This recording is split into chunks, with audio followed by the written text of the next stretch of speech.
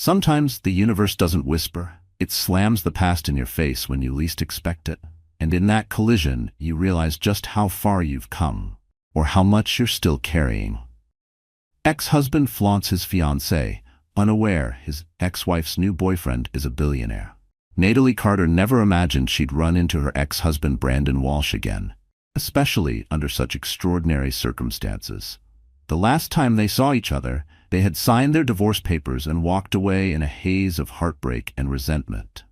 Now, 2 years later, he's parading around his dazzling fiancée, Vanessa Green, at a high-profile charity function, completely clueless about the secret behind Natalie's new boyfriend, Damian Westwood. What Brandon doesn't know is that Damian isn't just another humble philanthropist. He's a billionaire with immense power and influence, ready to sweep Natalie into a life of luxury she never dared to dream of. Prepare for a roller coaster of revenge, scandal, and bittersweet redemption. Rain lashed against the windows of a cozy cafe on East 78th Street as Natalie Carter sipped her cappuccino. It was an unusually cold afternoon for early May in San Francisco, and the Café Clara's table was bustling with people seeking shelter from the downpour. Natalie, dressed in a simple navy blouse and faded jeans, felt an odd blend of peace and lingering unease. Just a year ago, she couldn't have pictured herself sitting here, calm and composed after the emotional storm of her divorce. Her thoughts drifted back to the day she and Brandon finalized their separation. There had been shouting, tears, and bitter accusations, anger and regret thick in the air. They'd started out as college sweethearts, so sure that love could conquer anything. But over time, Brandon's ambition twisted into cutthroat competitiveness, and Natalie's hope for a supportive partner shattered under his relentless criticism. They argued constantly about money, lifestyle, and their future. Eventually, the fractures turned into wide, unfixable cracks. A blaring horn outside snapped her back to the present. She instinctively checked her phone. Damian Westwood, the man she had been seeing for the past 2 months, had promised to meet her after his board meeting. From there, they planned to head to an art gallery opening hosted by her dear friend, Amira Lynn, an up-and-coming curator. That familiar, cautious voice inside her warned not to get too hopeful. Yet Damian had never given her any reason to doubt him. He was thoughtful, respectful, and shockingly modest for a man whose quiet generosity often left her speechless. Right then, the bell above the cafe door jingled. Natalie looked up, expecting to see Damian. Instead, her heart nearly stopped. Brandon Walsh stepped in, shaking the rain off his umbrella. He hadn't changed much. Still tall, still confident, still carrying that faint hint of arrogance in the way he scanned the room. Her stomach tightened. A familiar ache stirred inside her. She thought about ducking behind her coffee cup, but it was already too late. He had seen her. "Natalie," he said, walking toward her table with cautious curiosity. "Wow. Long time no see." Brandon wore a charcoal gray suit that probably cost as much as a month's rent in the Marina District. His hair, once boyish and messy, was now carefully styled. He looked every inch the polished corporate success he'd always wanted to become. Brandon glanced at the chair across from her. Without asking, he pulled it out and sat down, ignoring the small line of customers still waiting. Typical Brandon, he always had to be the center of attention. "Yes, it's been a while," Natalie said, trying to keep her voice steady. Despite her efforts, her hands trembled slightly. She gently set her coffee cup back on the saucer to hide it. It felt surreal to see him again in such an unexpected moment. For a brief second, she wondered what life had thrown at him lately. Then came the memories, the arguments, the bitter fights that had led to their split. The endless accusations, who made more money, who supported who gave up more. She took a steadying breath. She wasn't about to let those memories shake her. "You look good," Brandon said, leaning back casually. "I heard you moved back into the city. How have you been?" He tried to smile, but it came off a little stiff. They weren't the same people who had once shared a life. "I'm doing fine," Natalie replied. "Just taking things one day at a time." "And you?" "Busy as ever. I just had a meeting nearby with a client," he said, tapping his fingers rhythmically on the edge of the table. Then came a pause. "Listen, I know things didn't end well." Natalie braced herself for a snide remark, a jab, something bitter. But instead, he cleared his throat and picked up a napkin, wiping at a spot on the table that wasn't even there. He was stalling. There was maybe, just maybe, a flicker of guilt in his eyes. "But I do hope you're doing okay," he said at last. "I am," she answered softly. She didn't know if it was entirely true or if she just wanted it to be. "Really, I'm okay." That was when the cafe door swung open again, letting in a gust of wind and light drizzle. Natalie's heart skipped. Damien walked in, scanning the room. Tall, composed, dressed in a tailored navy blazer and matching slacks that made him stand out effortlessly. He spotted Natalie, and a warm smile spread across his face. Brandon followed her gaze, his brow furrowing ever so slightly, confusion giving way to something colder, calculation. "Natalie," Damien said, walking over with a calm, self-assured presence. "Sorry I'm late, the meeting ran long."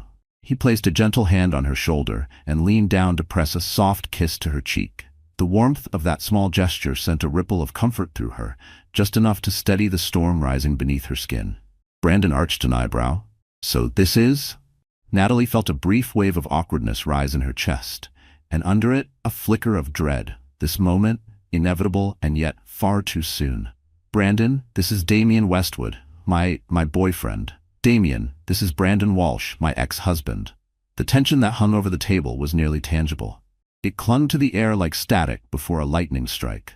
Damien, ever composed, extended his hand toward Brandon. "Nice to meet you," he said with quiet grace. Brandon took it, but with noticeable stiffness. "Likewise," he replied. He sounded polite, but his eyes betrayed something else. They flickered over Damien, sizing him up the way one might measure a rival. A flicker of something primal passed between them. Respect? Jealousy? Challenge? Natalie couldn't tell, but she felt it in her bones. "Well, I should get going," Brandon added abruptly. "I have to pick up Vanessa." Natalie felt a sudden twinge at the name. She vaguely remembered Brandon mentioning a coworker named Vanessa during the last year of their marriage, someone he had seemed to admire. Maybe a little too much. Or perhaps it had just been her insecurities. But if it had only been in her head, why did it still sting like truth left unspoken? Either way, the mention of her stirred something sharp beneath the surface. Brandon was engaged, apparently. Still, Natalie masked her emotions with a practiced expression of neutrality. She'd worn it so often in the final year of their marriage, it fit her like second skin. "Nice running into you, Natalie," Brandon said, then nodded at Damien. "And it was nice meeting you, Mr. Westwood. Maybe we'll cross paths again." Damien gave a measured smile. "Perhaps. Take care." With that, Brandon slipped out of the cafe, leaving behind the faint trail of expensive cologne and a cloud of unanswered questions. Natalie inhaled slowly, the scent triggering a memory she didn't want. Damien pulled out a chair and sat across from Natalie, placing a careful hand over hers. "You all right?" he asked softly. Natalie forced a smile, determined not to let the encounter throw her off course. "I'm okay," she murmured. "Just surprised, that's all." He gently squeezed her hand. "If he ever bothers you, or if you just need space, I'll handle it." There was no bravado in his voice, just quiet resolve. "No, it's fine," she said quickly. "I'm over him, at least I think I am." She let out a sigh, trying to ignore the way Brandon's presence still made her chest feel tight. Not from longing, but from the familiar ache of having once loved someone who never really saw her. "Let's just head to the gallery," she said, standing. "Amir's expecting us." Damien nodded, rising and helping her with her coat like the gentleman he always was. As they stepped back out into the rain-slicked street, Natalie realized Brandon had left her with a swirl of emotions she wasn't quite ready to unpack. Swirling inside her was a storm of thoughts. What she didn't know was that this unexpected encounter was only the beginning of a tangled web about to unfold. A web that would pit old resentments against new hopes, and uncover secrets so staggering that no one involved would walk away unchanged. 2 days later, Natalie found herself tucked in the sunlit corner of her apartment, flipping through old photo albums she had shoved into storage after the divorce. Why she'd chosen this particular moment to revisit those memories, she wasn't sure. Maybe seeing Brandon had stirred something deep inside her, a flood of nostalgia, both sweet and bitter. Her phone buzzed. It was a text from Amira Lynn. "Did you see the article in the Chronicle about Brandon's upcoming engagement party? Apparently it's going to be huge. Like, society pages huge." "You okay?" and quickly typed back, "I'm fine. Just a bit surprised. We ran into each other yesterday." Amira responded with a barrage of shocked emojis, followed by, "He's totally showing off Vanessa. Word is she's from a big-name family. Sounds like they're throwing a ridiculously over-the-top event next month. If you need backup, you know I'm your girl." Natalie exhaled deeply. So that was it. Brandon, ever obsessed with status, was turning his new engagement into a social spectacle. She felt a flicker of something she couldn't quite name. Hurt, maybe. They had once talked about a vow renewal for their 10th anniversary. Something intimate, something real, just family and close friends. That dream had crumbled, replaced now by his new, glittering celebration with someone else. She turned another page in the album. There it was. A photo from their college years. Brandon, all messy hair and gleaming eyes, hugging her in front of their dorm building. That younger version of them looked so hopeful, so sure they had forever. How had it gone so wrong? She set the photo aside, refusing to let herself spiral. Life had changed since the divorce. She was no longer that version of herself. She had her own architecture studio now, Carter Design Studio, and had kept the Carter name, mostly because the business had been legally registered under it well before the marriage fell apart. She'd built a small but promising client list. And then there was Damien. He had entered her life like a breath of fresh air. She thought of his kind eyes and his easy, calming presence. They'd met at a charity gala that Amira had dragged her to months ago. He had been quietly introduced as a philanthropic donor, one who kept a low profile despite his apparent generosity to social causes.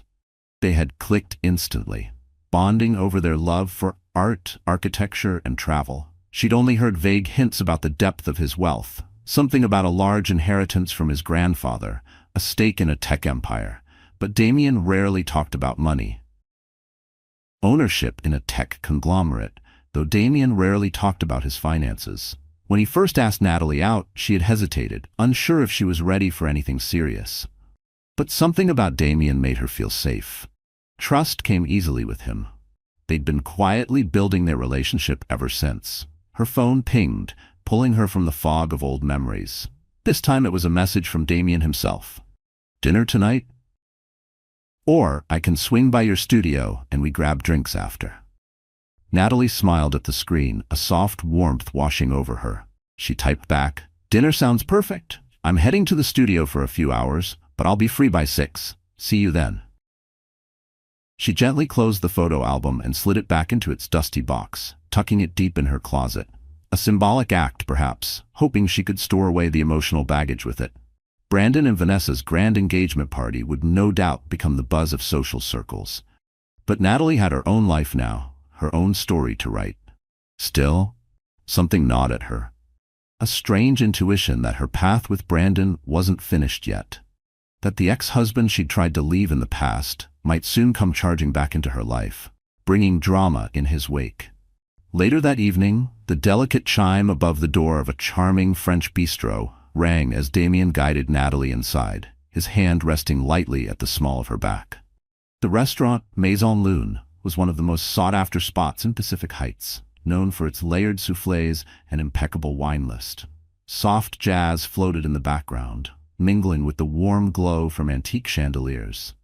The maitre d' recognized Damien immediately and led them to a private corner table, away from curious glances. Natalie settled into her seat, admiring the elegant place setting, polished silverware, crisp white linens, everything arranged with care. She noticed a few diners at nearby tables casting glances toward Damien, as though they recognized him, or at least suspected he was someone notable. She was used to it by now. Anytime they went out, there was always that little ripple of speculation. Damien handled it with quiet grace, never arrogant, never overly revealing, just poised. "I took the liberty of ordering a bottle of your favorite red," Damien said, his smile warm. "I thought we could celebrate your big news." Natalie's lips curved with delight. Earlier that day, she had signed a major contract with a boutique hotel chain, an opportunity that could elevate Carter Design Studio to the next level. The firm had discovered her work through social media and reached out after seeing her latest portfolio. "That's so thoughtful," she said. "I still can't believe they picked me." Damien reached across the table and took her hand. You deserve every success. Congratulations. There was something about the way he said it, soft, certain, like he truly believed in her more than she ever had in herself. A sommelier approached with the wine, carefully pouring them each a glass. They toasted quietly, the soft clink of crystal echoing through the intimate space. Outside, rain streaked softly down the windows, blurring the city lights and cocooning them in their own quiet world. Natalie took a sip, the velvety red wine warming her throat. The conversation flowed naturally as they caught up on each other's day. Damien mentioned an upcoming trip to London for a philanthropic conference, though, true to form, he avoided sharing too many details about his financial affairs. She wondered, not for the first time, what he held back. Not out of secrecy, but perhaps out of habit or protection. There were walls around him, elegant but firm. Natalie, on the other hand, lit up as she spoke about her new design concepts for the boutique hotel. Her mind had been racing with ideas since the contract was signed. She described sketches and mood boards with a kind of energy she hadn't felt in years. And he listened, not just politely, but with real interest. Halfway through the meal, her plate filled with a rich coq au vin, his with a perfectly seared salmon, Damien set down his fork and cleared his throat. I've been thinking, he began, glancing at his plate as if gathering the right words, about introducing you to some people in my circle, friends, business associates. I want them to know about the incredible woman I'm with.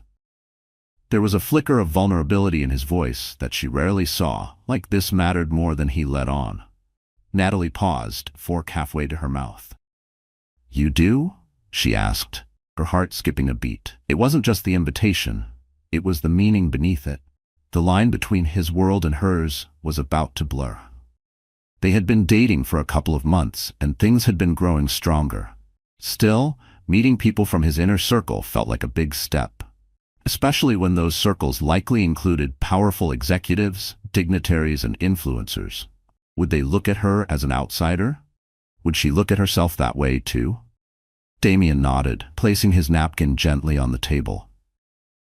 I don't want to pressure you, but there's a fundraiser next week. I'd like you to come, be by my side if that's okay. He held her gaze with quiet intensity, as though silently reassuring her she belonged. A swirl of emotions tugged at her, excitement, curiosity, and a flicker of nerves. Of course, she replied softly, I'd be honored. Damien's face lit up with warmth. He reached across the table again, gently rubbing his thumb over her knuckles. Thank you. I'm really happy to have you in my life, Natalie. She smiled, but part of her heart ached in the best way, like it was healing faster than she could process. They lingered over dessert, an exquisite flourless chocolate torte, talking about lighter things, favorite books, childhood memories, travel dreams. Natalie found herself floating in a quiet sense of contentment, warmed by the possibility of a new chapter ahead. For the first time, the future didn't feel like something she had to brace for. It felt like something she could reach for. Brandon's name hovered unspoken between them, but she didn't feel the need to bring him up. Tonight belonged to Damien, to peace, to hope. By the time they finished, the bistro had begun to close. I'll drive you home, Damien said, guiding her to a sleek black sedan waiting at the curb. She remembered the first time he'd shown up with a private driver. She had insisted on taking a cab, because the idea of arriving in a chauffeured car felt too indulgent. But over time, she'd become more comfortable with the life Damien lived, even if she still preferred to pay her own way whenever she could. She'd grown more at ease with Damien's world, though she still insisted on paying her own way whenever she could. Inside the car, Damien's arm draped around her shoulders as she leaned into him. Relaxed. She closed her eyes, letting the soft glow of the city lights flicker across the windows as they wove through the streets of San Francisco. The hum of the engine lulled her into a quiet, peaceful reverie. In that moment, she allowed herself to believe that maybe, just maybe, her life was finally moving forward, free from the heartbreak that had once consumed her.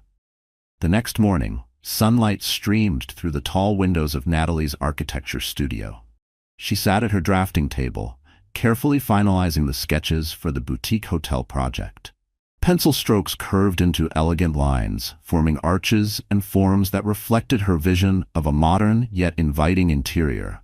The sharp ring of her desk phone jolted her from her creative flow. "Natalie Carter, Carter Design Studio," she answered, tucking her pencil behind her ear. "Natalie, it's me," came Amira's animated voice. "You're not going to believe this." Natalie sat up straighter. "What?" "I just heard from a colleague at the Chronicle that Brandon and Vanessa are hosting their engagement soiree at the Four Seasons next week. And guess what? They're apparently inviting everyone from your old circle, friends, acquaintances, even a few of your past clients." Natalie's stomach turned. "Why would they invite me, though?" she asked. "Yeah, that's the weird part," Amira replied. "Word is Brandon didn't want you there, but Vanessa insisted. She told the Chronicle she wants a harmonious future, or maybe she just wants to flex a little." Amira paused, then softened her tone. "I know you probably don't care anymore, but I thought you should know, just in case an invitation shows up." Natalie let out a long, slow breath. She hadn't expected Brandon's engagement to go so public, but knowing his obsession with appearances, she wasn't shocked. "Thanks for the heads up," Natalie said. "If I get invited, I'll think long and hard before deciding anything." "Just remember," Amira added, "you don't owe them a single thing." Natalie smiled faintly at that. "How's Damien, by the way?" At the mention of him, Natalie's lips curved upward. "He's good. Actually, he wants to introduce me to his circle at this fancy fundraiser next week." Amira laughed. "Ooh, big week coming up for you, huh? Better you than me. But seriously, I'm so happy for you. And if you need a +1 to Brandon's fiasco, or a bodyguard, I'm your girl." They ended the call, and Natalie stared at the phone for a beat, her thoughts swirling.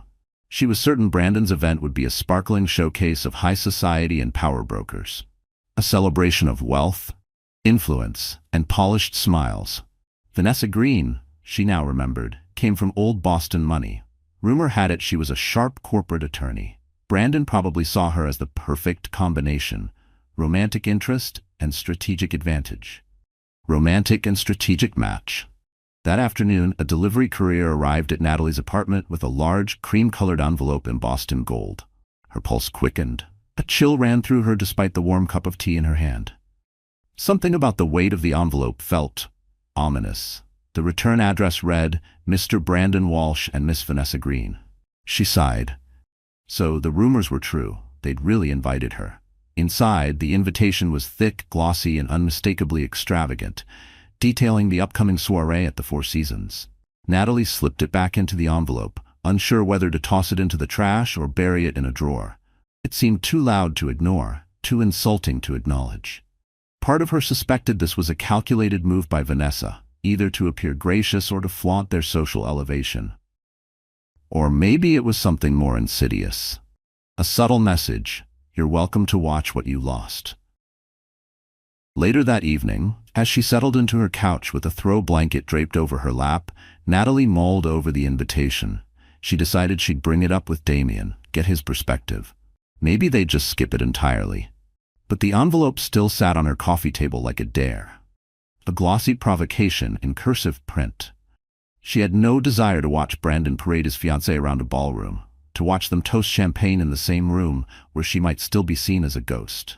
And yet, a small voice inside whispered that maybe, just maybe, it would be empowering to walk in on her own terms, with someone who cherished her, to show them that she was no longer the broken woman Brandon had left behind, that she had risen from the ashes of their past, not bitter, but better. She picked up her phone and called Damien. He answered on the second ring. "Natalie," he greeted. "I was just thinking of you."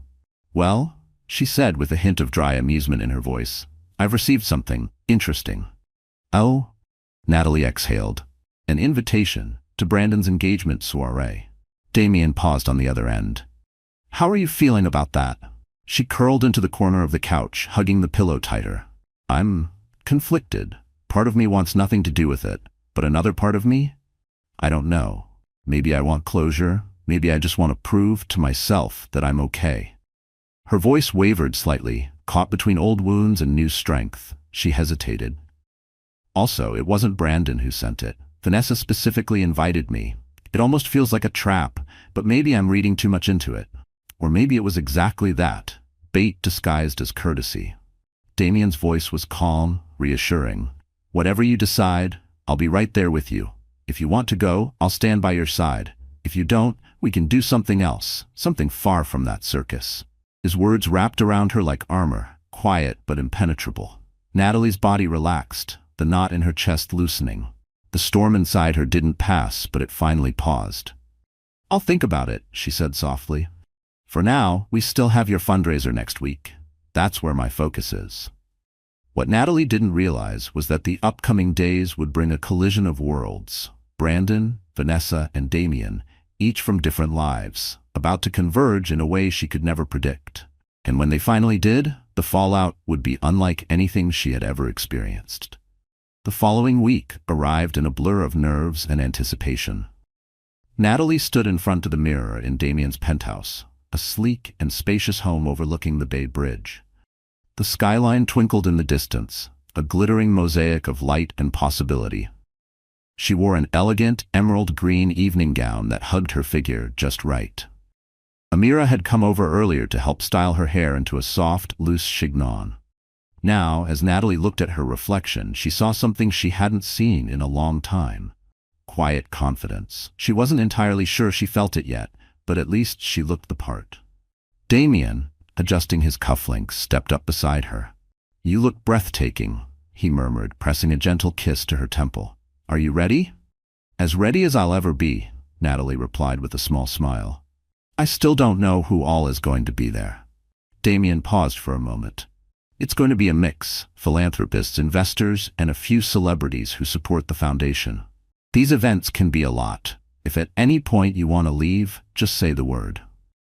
They arrived at the grand ballroom of the Laurelwood Hotel, greeted by a frenzy of flashing cameras and sleek luxury cars rolling up to the entrance. A crowd of polished donors and socialites flowed toward the entrance.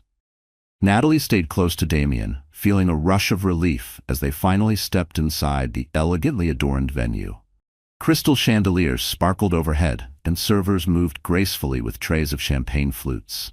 Almost immediately, a striking woman with auburn hair approached, beaming. "Damien, darling," she cooed, kissing both of his cheeks. "So good to see you. And who is this stunning lady?" Damien placed a hand gently at Natalie's back. "Monica, meet Natalie Carter, my girlfriend. Natalie, this is Monica Herrera. She's on the board of the Global Arts Foundation." Monica's eyes lit up. "Pleasure to meet you, my dear. Damien's told me you're an architect. How wonderful. We must talk about the new cultural center we're developing in Berkeley." They exchanged pleasantries, and though Natalie smiled graciously, she felt slightly overwhelmed by Monica's energy. More people soon joined them, the conversations following a predictable rhythm. Cordial introductions, mild curiosity about Natalie's background, and then a quick pivot to philanthropic endeavors or business ventures. She quickly realized many of these guests lived in a world far beyond her own, a world where alliances were formed over charity galas and seven-figure donations. Midway through the evening, Natalie drifted toward a quieter corner to admire an exhibit highlighting the foundation's work. Photos of hospitals built in underserved regions, art scholarships awarded to young talents, and environmental restoration projects spanning continents. She was quietly reading a plaque about a wildlife conservation effort in Africa when a voice startled her from behind. "Natalie Carter? Is that you?"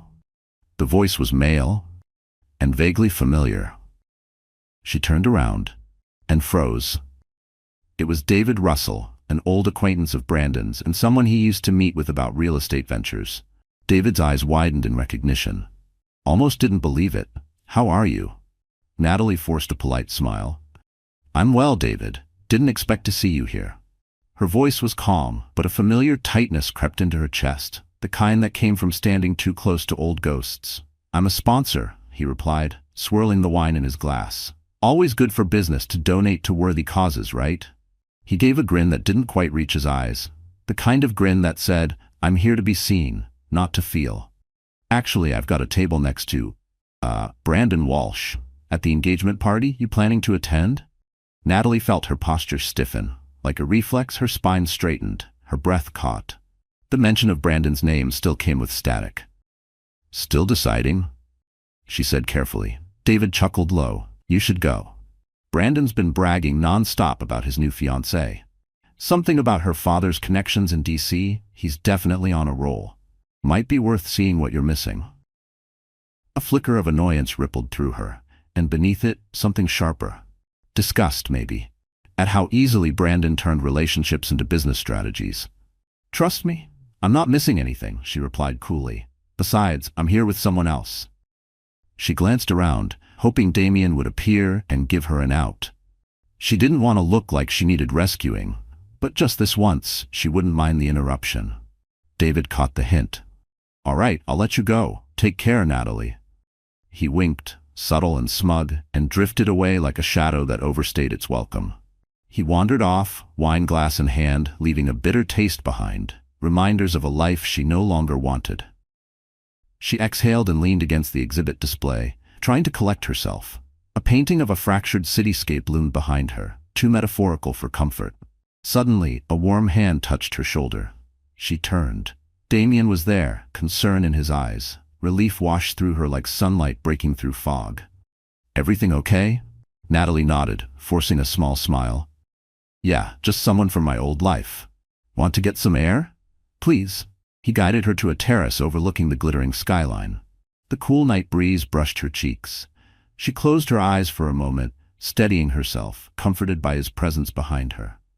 Natalie, Damien said quietly, I know bumping into people from your past can stir up things you'd rather leave behind. But I hope you know, I'm here for you.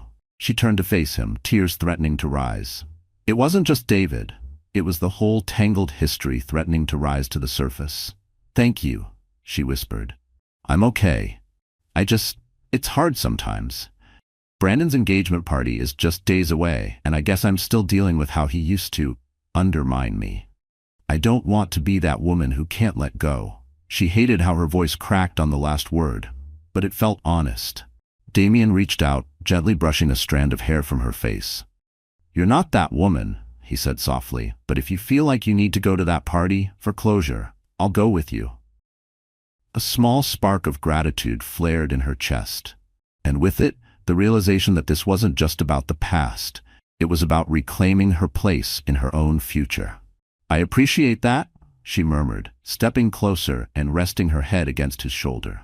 High above the city, under the golden shimmer of skyscraper lights, Natalie couldn't shake the feeling that something was stirring.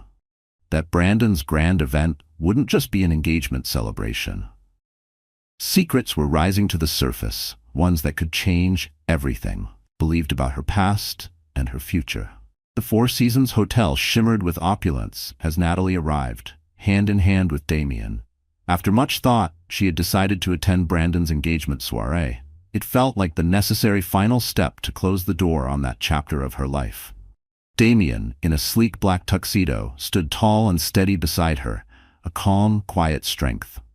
Natalie wore a midnight blue gown that contrasted beautifully with her dark hair, and for the first time in a long while, she felt an inner confidence she wished she'd had years earlier. A red carpet stretched along the hotel entrance, where paparazzi snapped photos of high-profile guests, CEOs, politicians, and socialites, as they stepped into the event. Inside, a lavish floral arrangement dominated the grand foyer.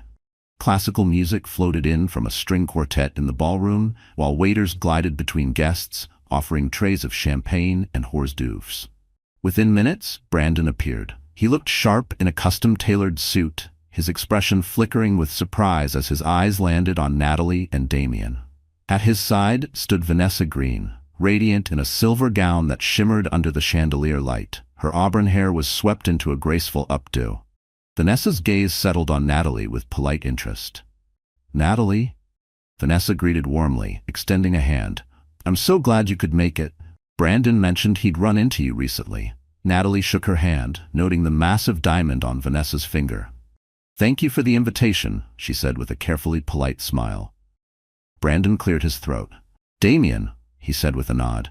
Good to see you again. Damien responded with calm grace. Likewise, congratulations on your engagement. An awkward pause followed before Vanessa gently touched Brandon's arm and excused them both to greet other guests. Natalie exhaled and looked at Damien with quiet gratitude. Well, that wasn't too bad, she whispered, though her pulse still thudded in her chest. They made their way deeper into the ballroom, sampling hors d'oeuvres and chatting with a few acquaintances. Amira was there too with her boyfriend and waved Natalie over to a corner. They chatted for a bit, Amira slipping in dry, witty remarks about Brandon's over-the-top decor choices, but despite the laughter, a subtle current of tension wove through the evening. From afar, they watched as Brandon and Vanessa held court. Vanessa was poised and polished, exuding a calm sophistication in every glance and gesture. Brandon, for his part, appeared proud, almost smug, as he introduced her to high-powered figures in the room. It was a spectacle of social maneuvering that made Natalie's head spin. Partway through the night, a hush fell over the ballroom. Brandon stepped up to a microphone and tapped it twice.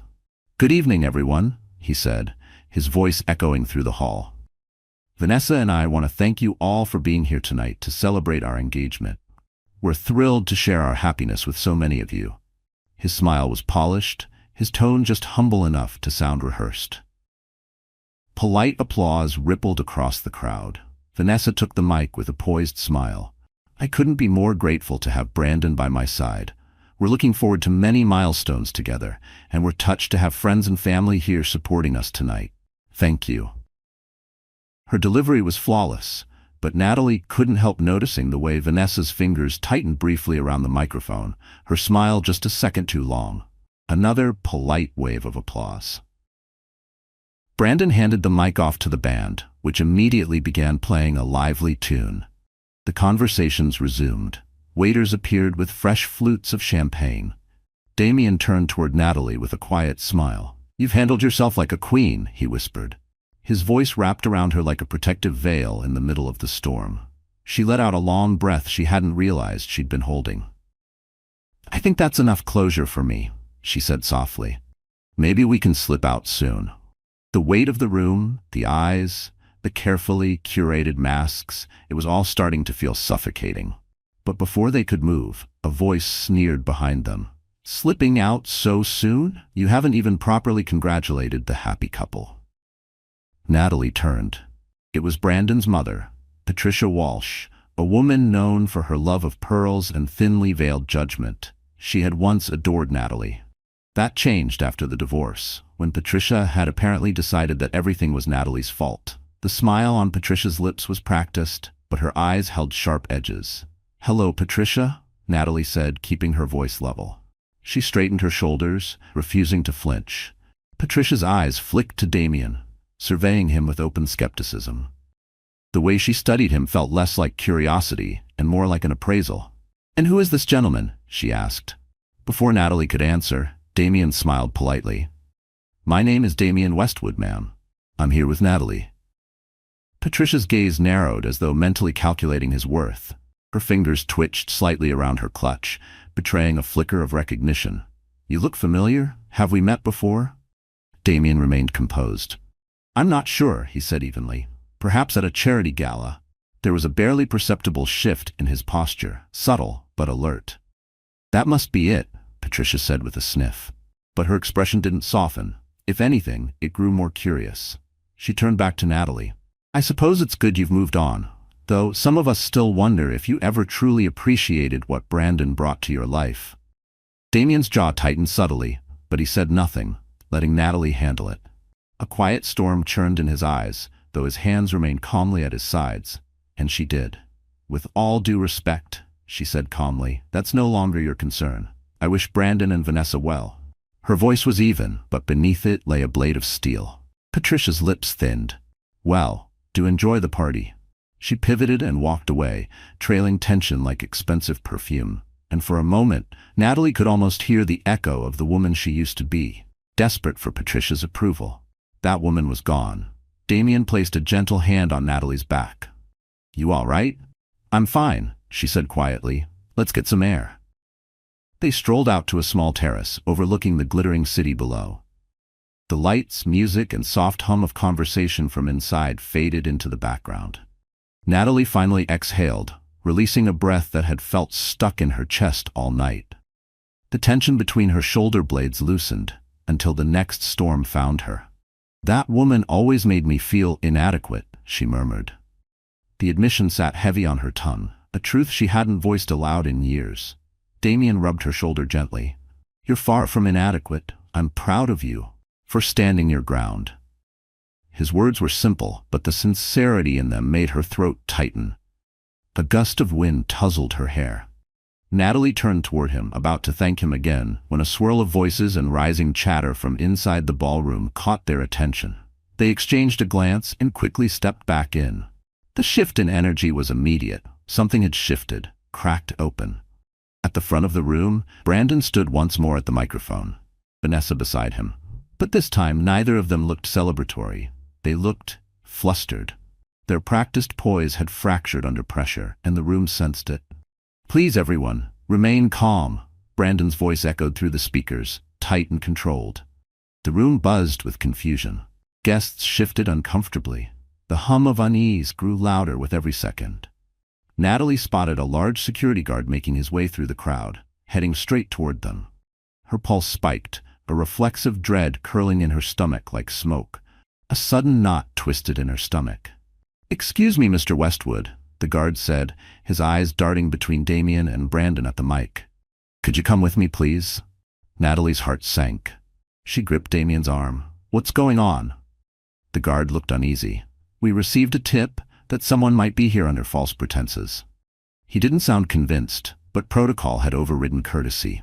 A hush fell over the room. Heads turned. Murmurs spread like wildfire. Phones were already raised, some filming, others texting. A scandal was blooming in real time. Brandon took the mic again. "Damien Westwood, we need to verify your credentials. We can't allow anyone to crash this event." His voice was calm, but his eyes flickered with something darker. Satisfaction? Or self-preservation? Natalie's mouth dropped open in disbelief. She stared at Brandon, her eyes flashing. "You invited us," she hissed under her breath. But the damage was already done. The insinuation hung in the air like a stain. Vanessa stepped forward to the microphone, clearly unnerved. "Brandon, we don't need to make this a scene," she said carefully, her voice low. But the strain in her tone betrayed her embarrassment and her fear of losing control. Damien raised his hands in a calm gesture. "It's all right," he said evenly, addressing the guard. "I'm happy to clarify who I am." He turned to the room, scanning the sea of curious faces. Some stared with suspicion, others with thinly veiled amusement. Few dared to blink. "But I would like to know who's behind this so-called tip." People whispered. The air crackled with speculation. Natalie looked sharply at Brandon, suspicion rising. Had he orchestrated this? Brandon looked confused, unsure. But nearby, Patricia stood with a look of smug satisfaction on her face. Her expression said what her sons didn't. "This is the punishment for stepping outside your station." Then, from the far corner of the ballroom, a voice cut through the tension. "I placed the call." All heads turned. A well-dressed older man stepped forward, someone Natalie instantly recognized as Gerald Preston, Vanessa's father. He stepped into the center of the room, leveling Damien with a cold, assessing stare. The silence deepened, heavy with the scent of power being wielded like a blade. "I've heard rumors about you, Mr. Westwood," he said, voice clipped and firm. "Rumors that you claim to be wealthy and philanthropic, but no one seems able to verify the source of your fortune." He looked around the room. "We can't allow just anyone into these circles." And just like that, the invitation became an interrogation. Natalie felt outrage boil in her veins. "He's not just anyone, he's—" Damien gently squeezed her hand, signaling her to stay calm. He turned to Gerald Preston with remarkable composure. "Sir, you're right. I typically keep a low profile about my finances," Damien said steadily.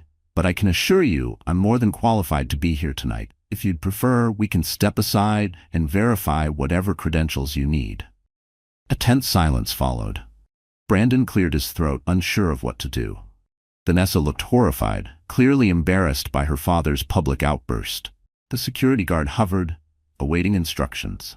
Without missing a beat, Damien calmly reached into the inside pocket of his jacket and retrieved a business card. He handed it to the guard. "If you call this number," he said coolly, "my office will confirm my identity. I'm a principal investor in ArcLight Tech, among other ventures." A ripple of surprise swept through the room. ArcLight Tech was a massive name in the technology industry. The recognition spread quickly. Gerald's face lost a shade of color as he snatched the card from the guard and read it.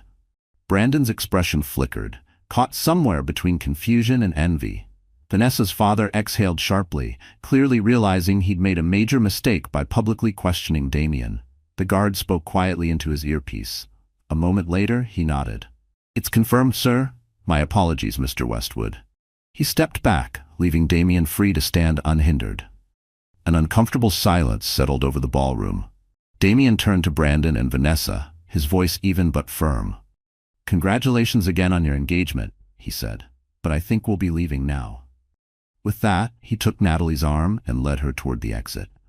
Amira trailed behind them, muttering under her breath about the absurdity of the scene they'd just endured. Outside, in the hotel lobby, Natalie's emotions spilled over.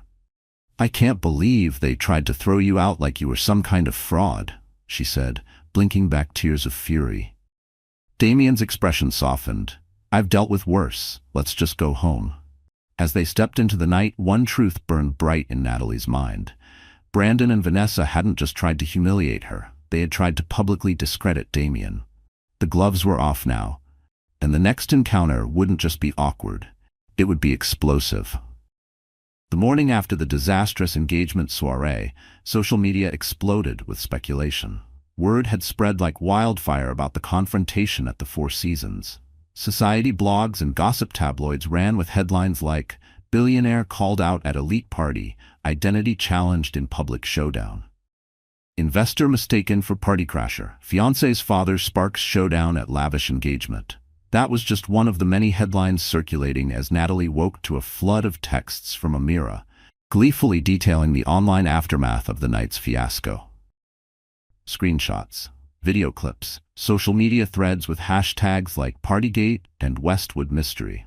The internet was feasting. Even Brandon had called her late in the night, leaving a voicemail, one she had no intention of returning. Still, curiosity got the better of her. She tapped play. "Natalie, hey. I'm sorry about what happened tonight. I had no idea Vanessa's father would react that way. Look, maybe we can talk sometime soon. Clear the air. Let me know." She deleted the message without hesitation, irritated but strangely satisfied. The sound of his voice, once so familiar, now felt like a relic from another life, one she had no desire to reopen. At least now, Damien's identity was no longer a mystery to anyone. He wasn't just the calm, reserved man at her side. He was now undeniably seen as a powerful figure with presence in elite circles. And he had handled the chaos with the same quiet strength he always carried. Not once had he flinched. Not once had he lashed out. That restraint, that grace under fire, spoke volumes more than any headline ever could. That morning, he invited Natalie to his penthouse for breakfast. Over buttery croissants and strong coffee, they debriefed the entire event, his tone colored with light amusement.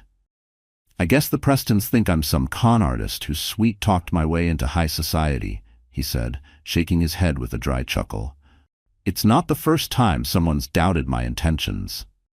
But this time, Natalie could hear the wariness beneath the humor, the sting of being questioned not for what he'd done, but for what he represented. Natalie frowned over the rim of her mug. "It's not fair. You've done so much good. You shouldn't have to keep proving yourself." Her voice sharpened, protective now. She hated that the world demanded credentials for decency. He shrugged. "Money complicates things. People see a fortune and either want something from you or assume you're hiding something." He looked out the window briefly, eyes flicking toward the skyline as if searching for some version of himself he used to be. He reached across the small cafe table in his penthouse living room, brushing his thumb across her knuckles. "That's part of why I don't talk about it much, but I don't want you caught in the crossfire either." Natalie shook her head, gently intertwining her fingers with his. "I'm proud of who you are, Damien. If someone has a problem with it, that's on them." Her words came out firm, unwavering, because she meant everyone. A flicker of softness lit his expression, and he leaned in to press a gentle kiss to her forehead. It lingered longer than usual, as if trying to say the things words didn't yet dare to. Just then, his phone buzzed on the table. He checked the screen, brows furrowing. "Everything okay?" Natalie asked. Her stomach dipped slightly, already sensing a shift. He sighed. "Something urgent with one of my companies. There's an acquisition deal hitting a snag. I might need to fly to San Francisco tomorrow." Natalie set down her coffee, concern creeping into her voice. "For how long?" couple of days, maybe a week, I'm not sure yet. Still, Damien exhaled, rubbing the back of his neck. I'm sorry about the timing. I hate leaving, especially after everything that just happened. Natalie offered a soft, reassuring smile. Don't worry. Go handle your business. I'll be fine. They spent the rest of the day together, strolling through the park and browsing a local art exhibit, deliberately choosing to tune out the media frenzy swirling around them. Natalie felt a deepening sense of calm in Damien's presence, as if together they could weather anything. Yet underneath her outward serenity, a lingering suspicion simmered. Brandon had never liked being overshadowed. He thrived on control and despised being made to look weak or inferior. Now that Damien's identity and his wealth were public knowledge, Natalie suspected Brandon would see it as a threat.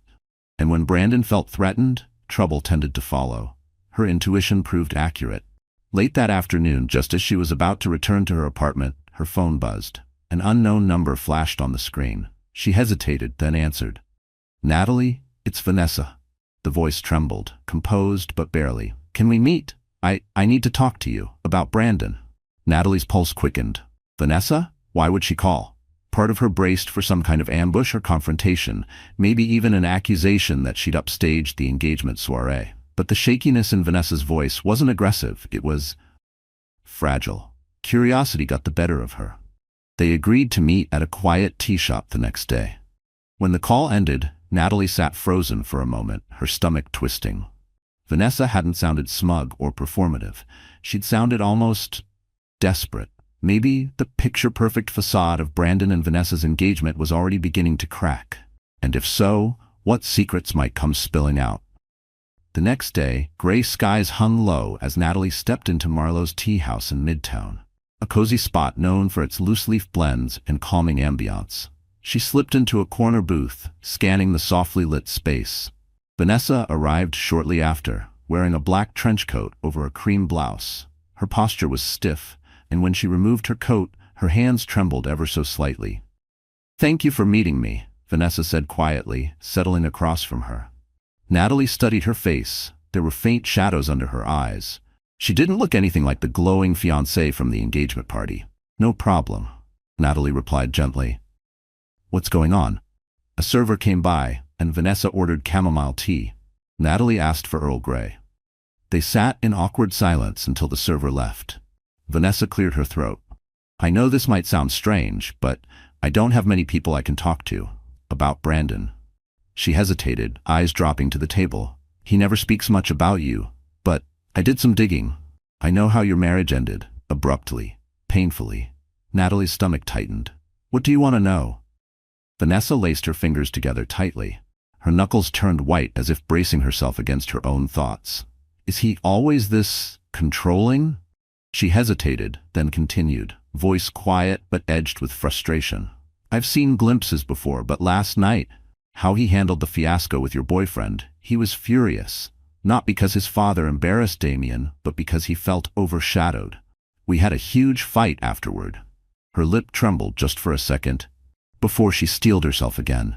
Natalie studied Vanessa's face, weighing how honest to be. She recognized that haunted look. She'd worn it herself once in the mirror. There was no point in sugarcoating the truth. Brandon has a need to win, she began softly. Everything in our marriage turned into a competition. It didn't start out that way. In college, he was driven, but kind. But over time, his ambition became everything. He set these impossibly high expectations. And if I didn't meet them, he'd tear me down. Her voice tightened, not with anger, but with the memory of being slowly eroded. She paused. He never saw me as his equal. It was always about him.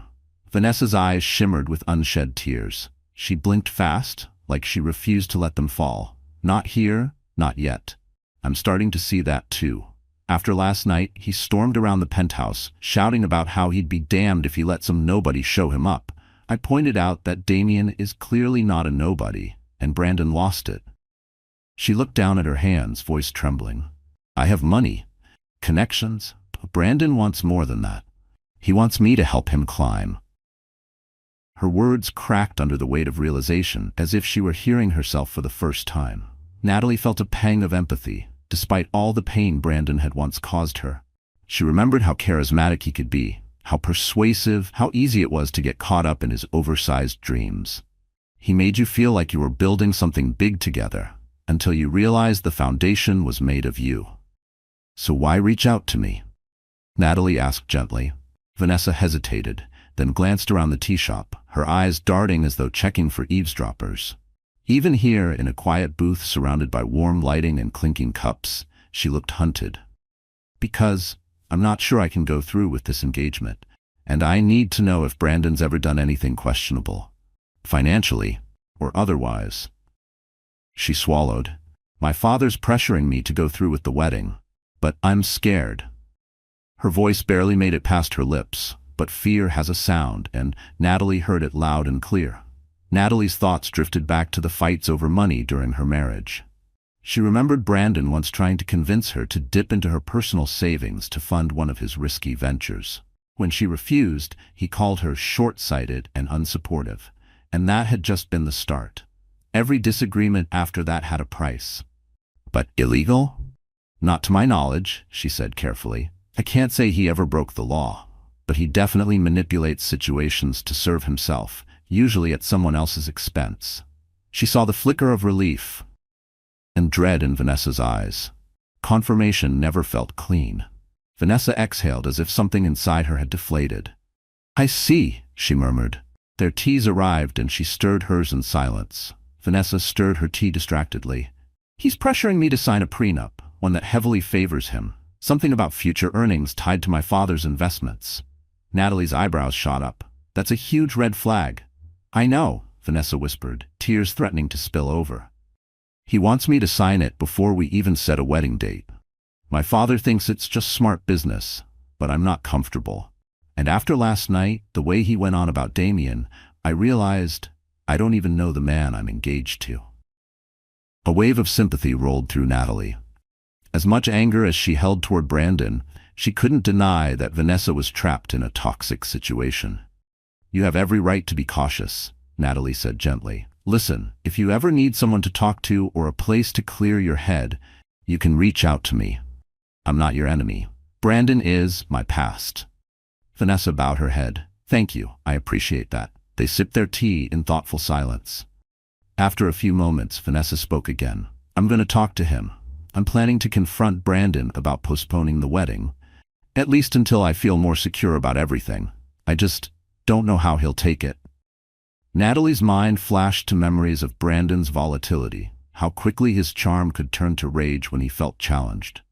Whatever you decide, be safe, she said firmly. Brandon can be vindictive, especially if he feels cornered. Keep your support system close. Vanessa nodded, blinking back tears. I will. And Natalie, about what happened at the engagement party. I'm sorry for how my father treated Damien. He assumes everyone's out to exploit us, but he was wrong. He was way out of line. Natalie gave a small, kind smile. Apology accepted. They stepped outside the tea shop, clouds heavy above them. As Vanessa walked off, her shoulders hunched against the wind, Natalie stood still, watching her disappear down the street. Her heart was a tangle of emotions, pity for Vanessa, disgust for Brandon, and a flicker of relief. She had escaped that world. But something in her gut said this conversation wasn't the end of it. It was the beginning of something dangerous.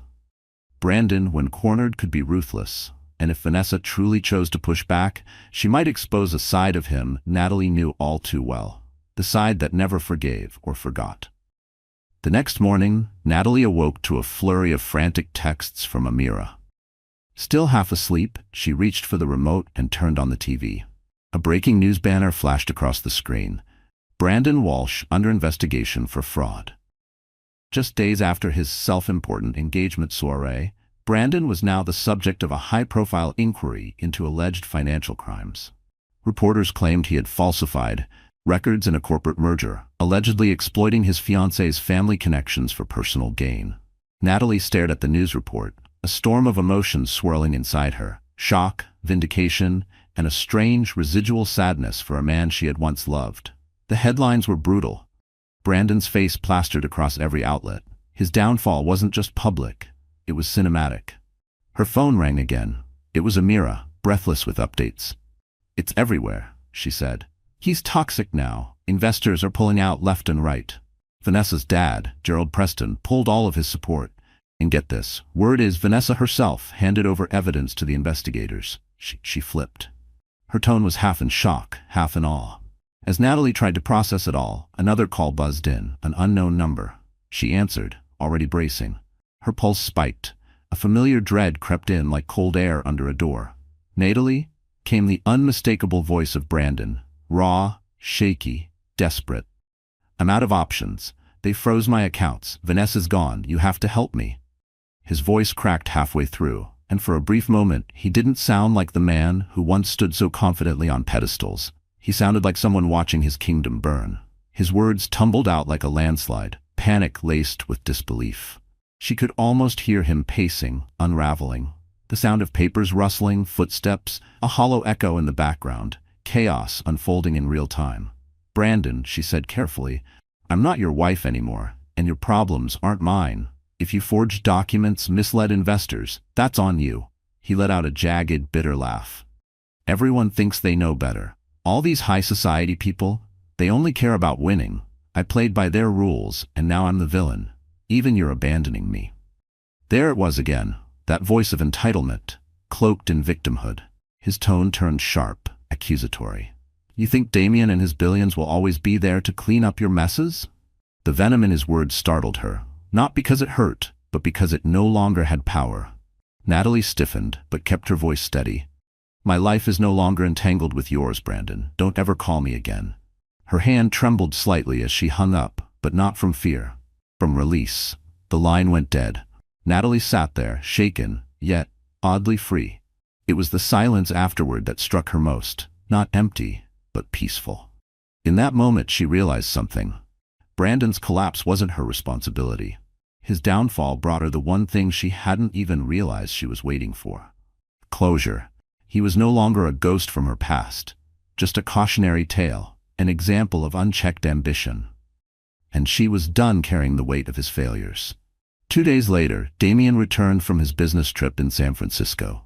As the elevator doors opened into the penthouse and she saw him step inside, relief rushed through Natalie like a tidal wave.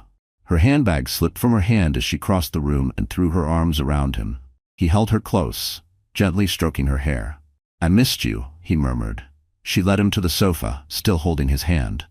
"Damien," she began softly, "while you were away, Brandon's entire world collapsed." She explained everything.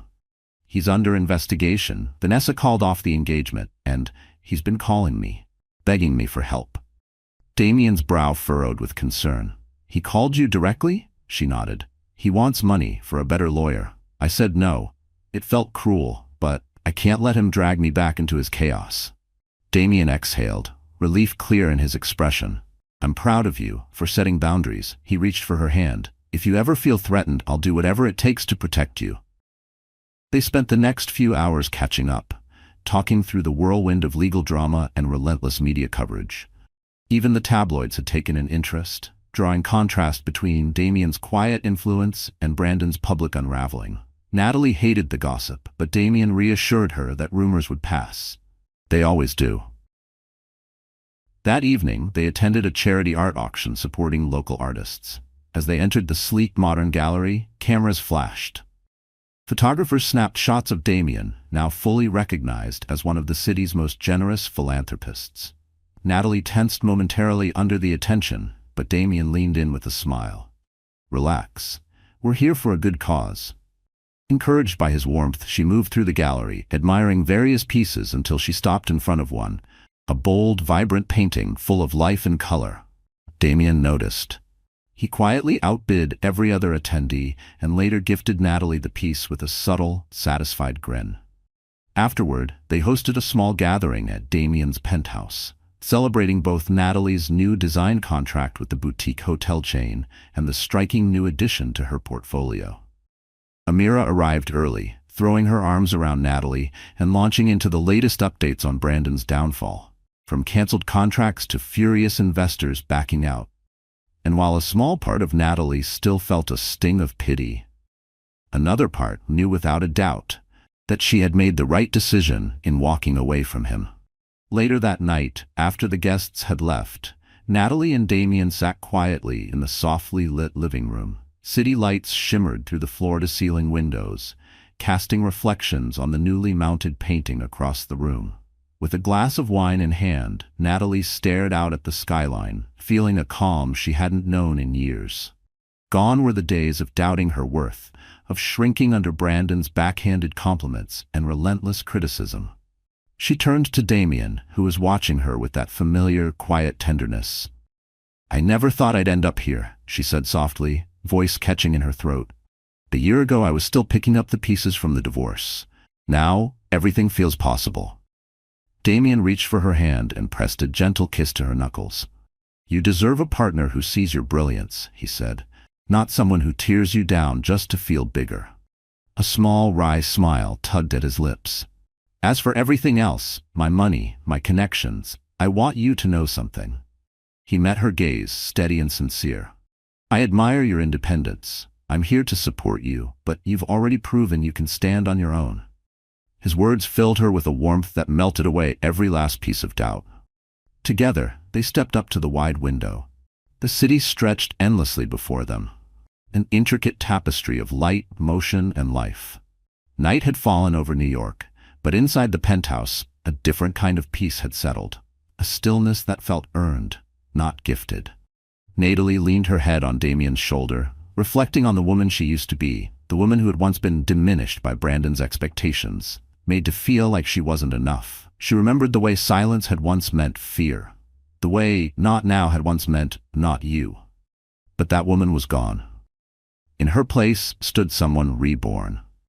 A woman who had reclaimed her confidence, rediscovered her love for architecture, and opened her heart to a man who nurtured her dreams, instead of silencing them. She had built something new, this time from her own foundation. Down below, the bright, chaotic pulse of the city surged forward, unmoved by one man's downfall or another's redemption. Yet in that still, intimate moment, Natalie felt something profound: freedom. Not just from Brandon, but from the weight of ever needing to prove her worth to anyone again. She was no longer haunted by the past. She stood at the edge of something new, something beautiful. Hand in hand, with a man whose quiet strength and boundless devotion she cherished more than anything else.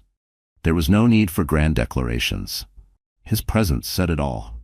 Thank you for walking with us through Natalie's journey, one of heartbreak, betrayal, resilience, and, ultimately, quiet triumph. She didn't just survive a painful chapter. She rose from it. She faced down the shadows of her past, let go of the need for validation, and chose herself, piece by piece, truth by truth. Her strength wasn't loud, it wasn't vengeful, it was steady, intentional, free. She rebuilt her life not with noise but with clarity, not with revenge but with peace. And maybe that's the deepest message of all. Dear friend, life, as the Stoics remind us, won't always go the way we hope. People will disappoint us, plans will fall apart, but we are never powerless. Every day we're given a choice to let the pain define us or to use it as fuel for something better. Natalie's story is not just about love lost. It's about the love she found within herself. It's about choosing to rise, not because the world made it easy, but because she refused to stay broken. We don't get to choose what storms come, but we do get to choose who we are after they pass. So let today be the day you stop chasing approval and start honoring your own strength. If this story moved something in you, if you saw even a piece of your own journey reflected in Natalie's, we'd be honored if you tap like, share this with someone who needs it, and subscribe for more stories that go beyond the surface, stories that remind us we're not alone. Thank you for being here. You matter more than you know.